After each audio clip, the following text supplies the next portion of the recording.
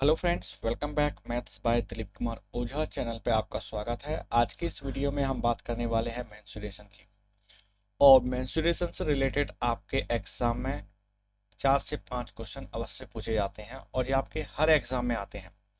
ऐसा ही नहीं कि ये एसएससी में ही आए, ये आपके रेलवे में भी आते हैं और आपके जो अग्निवीर के एग्जाम हुए हैं डिफेंस में, ये उनमें भी पूछे जाते हैं। तो चलिए स्टार्ट करते हैं आज के पहले क्वेश्चन से। पहला क्वेश्चन है हमारा, find the length of the largest rod that can be placed in a room. Room मतलब कह रहा है एक कमरा है हमारे पास, ठीक। और कमरे में लार्जेस्ट रॉड कौन सी होती है? ये होती है डायगोनल वाली, यानी कि इसको क्या कहते हैं? डायगोनल। डायगोनल मतलब हिंदी में बोलें तो इसको कहते हैं विकर्ण, ठीक। हमसे पूछ रहा है विकर्ण की लंबाई क्वेश्चन में, ठीक है, क्योंकि लंबी छड़ की लंबाई मतलब विकर्ण की लंबाई। तो लेंथ ऑफ डायगोनल क्या होता है? लेंथ ऑफ डायगोनल होता है, यानी कि length square plus breadth square plus height square. 16 metre length लंबी है, लंबी मतलब लेंथ हो गई, तो ये एल की जगह क्या आ जाएगा? 16 का स्क्वायर। ओके। चौड़े मतलब 12 मीटर, तो ये क्या आ जाएगा? 12 का स्क्वायर। प्लस हाइट हमारे पास कितनी है? 10 सही 2/3। इसको हम ऐसे लिख सकते हैं, 10 3 30 और 30 2 32, यानी कि 32/3। तो हमने ये लिखा 32/3 का क्या आएगा? Whole square. ओके। इसको कैलकुलेट करेंगे। 16 का कितना होता है? वो होता है 256। 12 का स्क्वायर कितना होता है? 144। एंड 32 का स्क्वायर कितना होता है? 32 का होता है 1024 और 3 का स्क्वायर होता है 9। आपको एटलीस्ट स्क्वायर रूट तो कम से कम ज़्यादा याद होने चाहिए, 30 तक तो होनी चाहिए, ठीक। अब यहाँ पे हम क्या करेंगे? यहाँ पे हम लेंगे 9 का एलसीएम। 9 का लिया एलसीएम और 9 का मल्टीप्लाई किससे होगा? 256 से। तो 9 का मल्टीप्लाई 256 से होगा, ये होगा 2304, ठीक। 144 से मल्टीप्लाई होगा तो कितना होगा? 9 चौक 36 की 6 और 9 चौक 36 और 3 9, और ये आया हमारे कितने? 1296। ओके। 1024 हमारा एज इट इज। इन तीनों को सॉल्व करेंगे तो कितने आएंगे? 6 4 10 और 4 14, और यह हासिल 1, यानी कि आएगा 4624। नो, 4624 जो हमारा वर्गमूल होता है काय का होता है? तो ये वर्गमूल होता है हमारा किसका? 68 का। और 9 किसका वर्गमूल होता है? ये होता है 3 का। सिंपल शब्दों में हम इसको कैसे लिख सकते हैं? 22 सही 2/3, यानी कि ऑप्शन सी हमारा करेक्ट आंसर है। मात्र आपको समझाने के चक्कर में इसमें भले ही हमें 1 मिनट लग गया हो, लेकिन अगर हम इसको एग्जाम में सॉल्व करेंगे तो इसको 20 सेकेंड में आराम से सॉल्व किया जा सकता है, क्योंकि एक लेंदी क्वेश्चन है और कैलकुलेटिव है, ठीक। अगला क्वेश्चन। अगला क्वेश्चन हमसे कहता है, एक अर्धगोले को पिघलाया है तथा शंकु के आकार में पुनः निर्मित किया गया है, तो उसकी त्रिज्या r अर्धगोले की त्रिज्या के बराबर है, ठीक है। रेडियस इक्वल बता दिया। तो शंकु की एच की ऊंचाई क्या होगी? ठीक है, यानी कि वॉल्यूम ऑफ हेमिस्फेयर कह सकते हैं, यानी कि अर्धगोले की त्रिज्या। अर्धगोले को इंग्लिश में क्या कहते हैं? हेमिस्फेयर, यानी कि अर्धगोले का आयतन, हिंदी में कहेंगे तो गोले का आयतन। क्योंकि इसको पिघला के हमने क्या बनाया? हमने बनाया है शंकु। तो यानी कि वॉल्यूम ऑफ कोन यानी कि शंकु का आयतन, क्योंकि वॉल्यूम हमारा क्या है? कांस्टेंट है। अर्धगोले का आयतन क्या होता है? ये 2/3 पाई r क्यूब। ओके।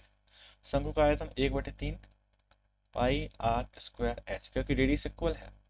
r से r कैंसिल, 3 से 3 कैंसिल, पाई से पाई कैंसिल, यानी कि 2r = h, यानी कि हमारा आंसर आएगा क्या? ऑप्शन ए, ठीक है। आसान शब्दों में आ गया और जल्दी आ गया। ये क्वेश्चन मात्र जो है ये 5 सेकंड का क्वेश्चन है, ठीक है। ये तो कैलकुलेट भी नहीं करना है, क्योंकि सिंपल अगर फॉर्मूला पता है तो हम एज्यूम करके भी इसको क्रॉस कर सकते हैं और सिंपल से अपने आंसर को पिक कर सकते हैं, ठीक है। अगला क्वेश्चन। शंक्वाकार पात्र की ऊंचाई है हमारे पास कितनी है? ऊंचाई ये है 60 सेंटीमीटर। ओके। उसके आधार का व्यास, व्यास मतलब डायमीटर, डायमीटर कितना है? 64 सेंटीमीटर है। हमें अगर रेडियस निकालनी है कि यानी डायमीटर को आधा करना होगा, कितना आया? और ये आया हमारे पास कितने? 32।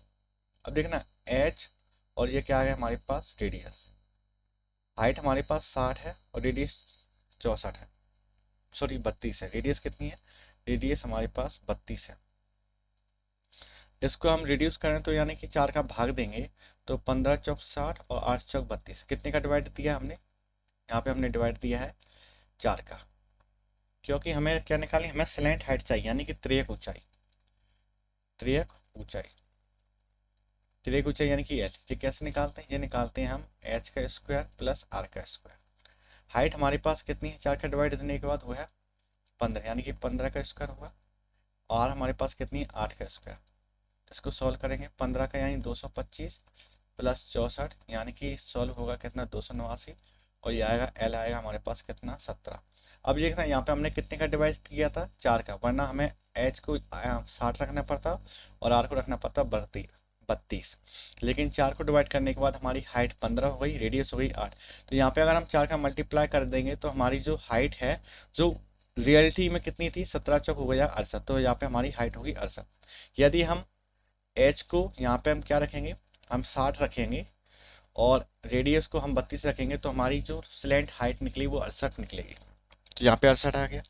हमें क्या चाहिए, हमें चाहिए त्रियक प्रस्थ को 35 प्रति मीटर की दर से रंगने का खर्च, यानी कि हमें कॉस्ट भी पता है 35 रुपए की दर से। तो कॉस्ट कितनी है, यानी कॉस्ट ऑफ किसकी, पेंटिंग की। ठीक, तो हम क्या निकालेंगे, सरफेस एरिया ऑफ कोन, क्योंकि शंक्वाकार में फेस में चल रहा है वो। Surface area of cone, surface area of cone, और कितने रुपए मीटर में है, 25 रुपए मीटर के अकॉर्डिंग वो उसको रंगाई कर रहा है, कॉस्ट है उसकी। तो ये होता है पाई आर एल और 35। ठीक है, अब देखना, पाई आर एल का मतलब क्या होता है, पाई आर एल और 35। पाई की वैल्यू 22/7, आर की वैल्यू यानी कि रेडियस, और रेडियस हमारे पास कितनी है, रेडियस जो है हमारे पास वो है 8। कितनी है, रेडियस है हमारे पास 32, सॉरी 8 नहीं, ये कितनी है, रेडियस 32 है। तो रेडियस 32 फुट की। स्लैंट हाइट एल हमारे पास कितनी है, 68, 68 लिखा और ये लिखा 35। कैलकुलेशन रह गई है 7×5 = 35, और यानी कि अब आपको मल्टीप्लाई करना है, 22 का मल्टीप्लाई, 32 का मल्टीप्लाई, 68 का मल्टीप्लाई और ये 5 का मल्टीप्लाई। इन सब का जब मल्टीप्लाई करेंगे, क्योंकि 68 जो है हमारी जो त्रियक ऊंचाई है वो काय में है, सेंटीमीटर में है। किस में है, क्योंकि ऊंचाई और व्यास हमारे पास सेंटीमीटर में, तो त्रियक ऊंचाई भी काय में, सेंटीमीटर में। सेंटीमीटर को हम जब मीटर में चेंज करेंगे, तो यानी कि हम कितने का डिवाइड देंगे, 10,000 का। और 10,000 का जब हम डिवाइड देंगे तो हमारा जो आंसर निकलेगा अप्रोक्सीमेट वो निकलेगा 23.94, यानी कि ऑप्शन डी इसका करेक्ट आंसर होगा। कैलकुलेशन आपके मतलब की नहीं, आपके मतलब की तो यह है प्रोसेस। आपको सबसे पहले क्या करनी है, आपको त्रियक ऊंचाई निकालनी है। हमारे पास हाइट और रेडियस 60 और 32 है, हम 60 और 32 ही पुट कर सकते हैं, लेकिन हमें एग्जाम में क्या फास्ट कैलकुलेशन चाहिए और सही चाहिए। हमने यहाँ पे 4 का डिवाइड दिया, तो हमने यहाँ पे जो हमारी स्लैंट हाइट निकली उसमें 4 का मल्टीप्लाई किया, 68 आया। कॉस्ट निकाली, यानी कि हमें सरफेस ही तो पूछना है उसका, तो पाई आर एल होता है कोन का, और 32 रुपए, सॉरी 35 रुपए क्या है उसका खर्च है रंगने का, तो 35 है। पाई आर एल की वैल्यू पुट की, 35 से मल्टीप्लाई किया। 68 जो कि सेंटीमीटर में था उसको मीटर में, क्योंकि ये खर्च जो है हम मीटर में देने वाले हैं, तो मीटर के अकॉर्डिंग उसको चेंज किया। एंड हमारा जो फाइनल आंसर आया वो आया हमारा 23.94 अप्रोक्स में। ओके, तो ये था हमारा थर्ड क्वेश्चन। अगला क्वेश्चन है, कुछ ये भी कुछ अच्छे लेवल का क्वेश्चन है। जैसे कि हमें क्वेश्चन में दिया हुआ है एक सॉलिड मेटेलिक कॉन, क्या है, एक सॉलिड मेटेलिक कॉन है, कॉन का जो शेप होता है वो कुछ इस तरीके से होता है। ओके, ठीक है, एक सॉलिड मेटेलिक कॉन है जिसकी जो हाइट है हमारे पास कितनी है, 10 सेंटीमीटर है, और रेडियस जो है हमारे पास कितनी है, 20 सेंटीमीटर। ठीक है, एक उसको ये आधार को 4 सेंटीमीटर व्यास वाली गेंदों में परिवर्तित किया गया। गेंद मतलब कि स्फीयर कह सकते हैं उसको। कितने, 4 सेंटीमीटर व्यास, यानी कि उसकी जो रेडियस होगी वो कितनी होगी, 2 सेंटीमीटर हुई, क्योंकि व्यास होती है पूरी लेंथ।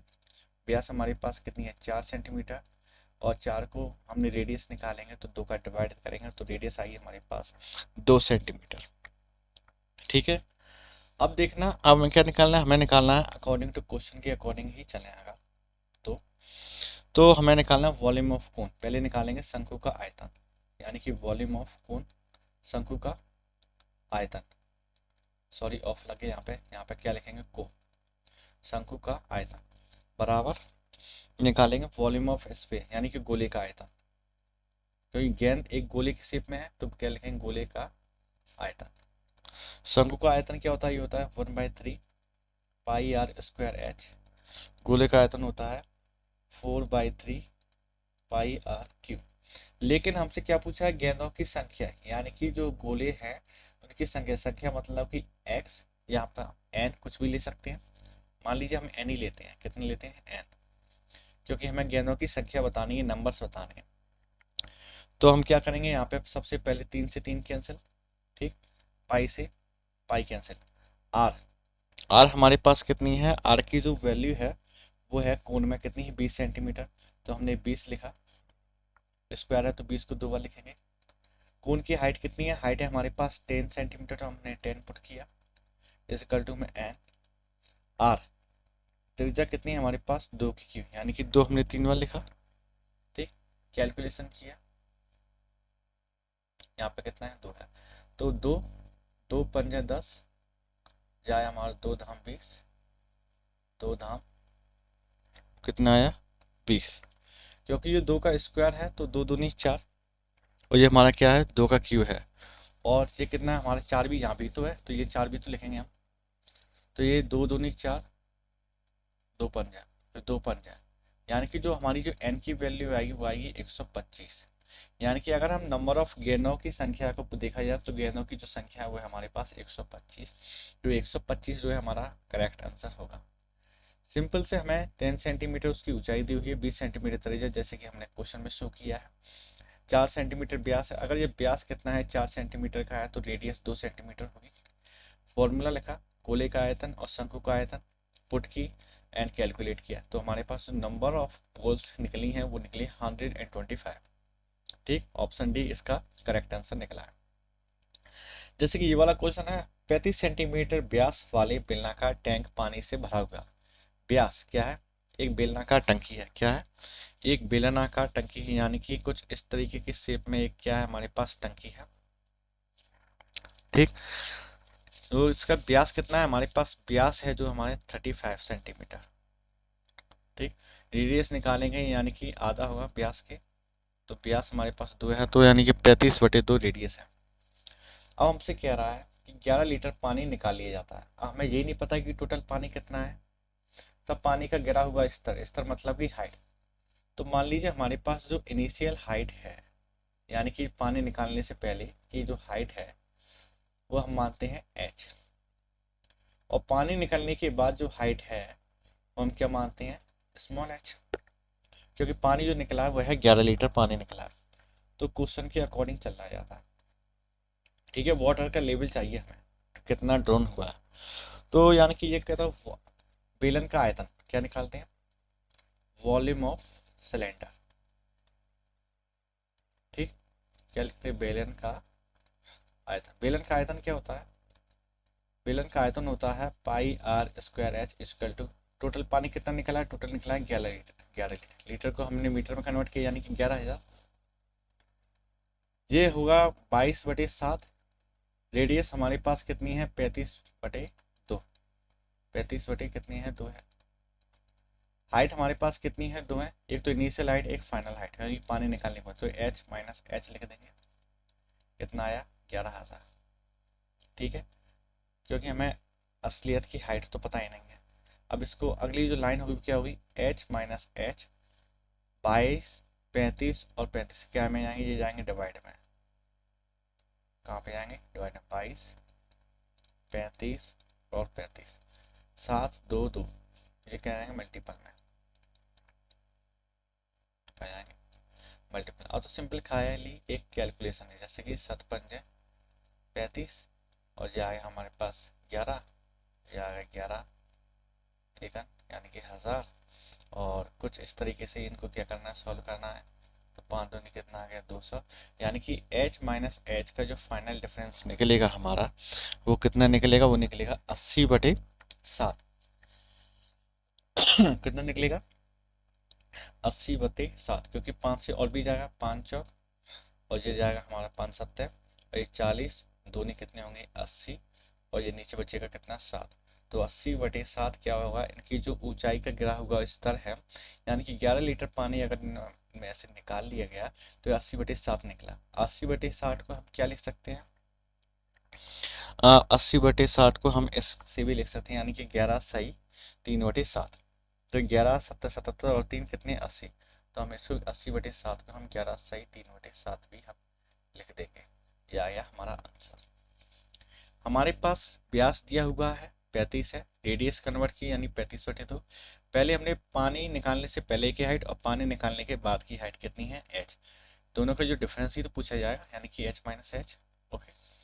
बेलन का आयतन कितना है पाई आर स्क्वायर h, यानी कि 11 लीटर पानी जो निकला है उसका अंतर आ रहा है। h मतलब कि पहले पुरानी हाइट, पानी निकालने के बाद की हाइट स्मॉल h, और उसके बाद कैलकुलेशन जो कि आप सभी जानते हैं।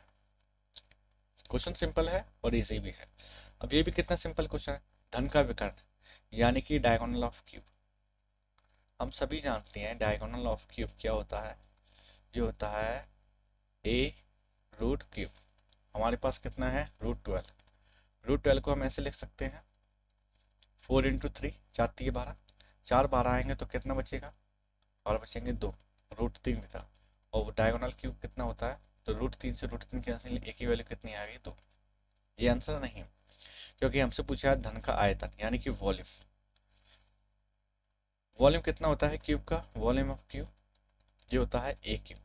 a की वैल्यू 2 है यानी 2 का क्यूब, 2 का क्यूब कितना होगा 8, यानी कि ऑप्शन ए इसका क्या है करेक्ट आंसर होगा। सिंपल है, और ऐसे ही क्वेश्चन आपके एग्जाम में पूछे थे।